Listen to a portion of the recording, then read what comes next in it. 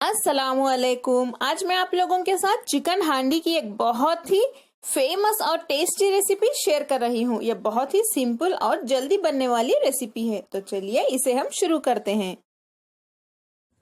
Chicken हांडी बनाने के लिए एक पैन में हम सबसे पहले 3 टेबलस्पून प्योर घी गरम कर लेते हैं।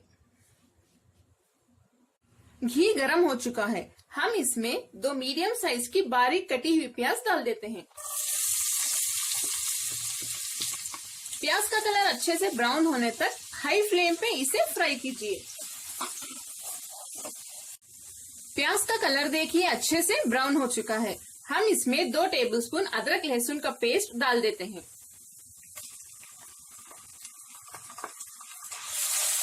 इसे डालने के बाद इसे अच्छे से सौटे कर लें। अदरक लहसुन की रॉ स्मेल जाने तक इसे ऐसे ही भूनते रहिए। फ्लेम को हाई पे रख दें।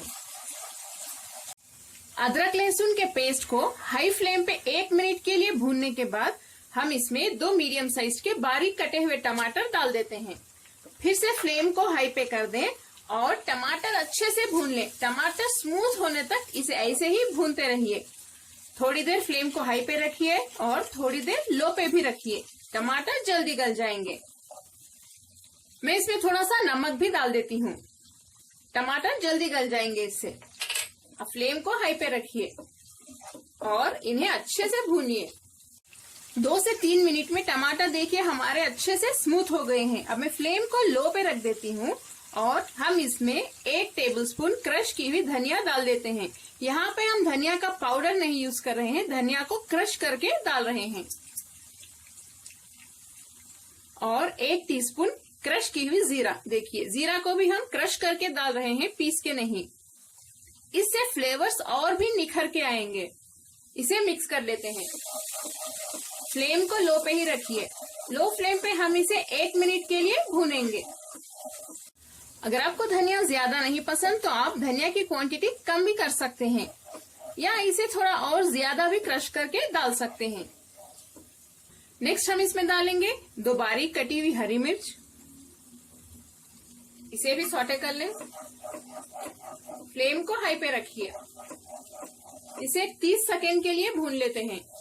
फ्लेम को लो पे रख के हम इसमें 1 टेबलस्पून लाल मिर्च पाउडर डाल देते हैं। यहाँ मैं कश्मीरी लाल मिर्च पाउडर का यूज कर रही हूँ। आप चाहें तो लाल मिर्च पाउडर की क्वांटिटी भी कम कर सकते हैं, आपके टेस्ट के हिसाब से डाल लें। आधा टीस्पून हल्दी। इसे अच्छे से मिक्स कर लें। फ्लेम को लो पे ही रखिए। इसे भी हम 30 सेकेंड के लिए सौटे कर लेते हैं।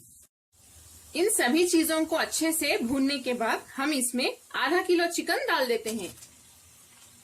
चिकन को अच्छे से मिक्स कर लें।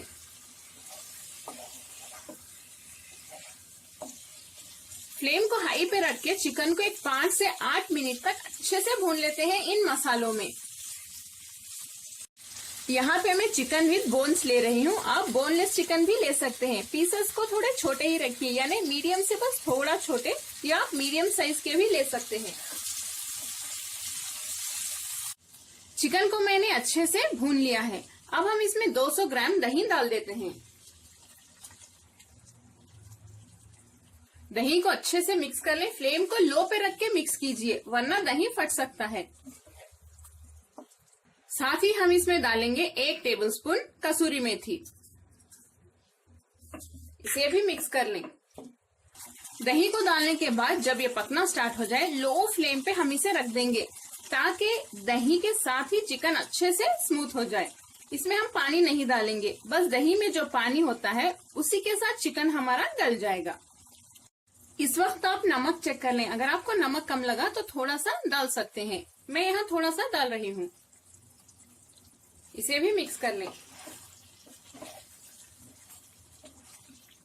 अगर आपको लगे कि ड्राई हो रहा है, यानी दही का जो पानी है इसमें नहीं गल रहा, तो आप थोड़ा सा पानी डाल सकते हैं। ज्यादा मत डालिए, बस थोड़ा सा ही डालिए, वरना इस ग्रेवी का टेस्ट खराब हो जाएगा। इस पे लिड बंद कर देते हैं।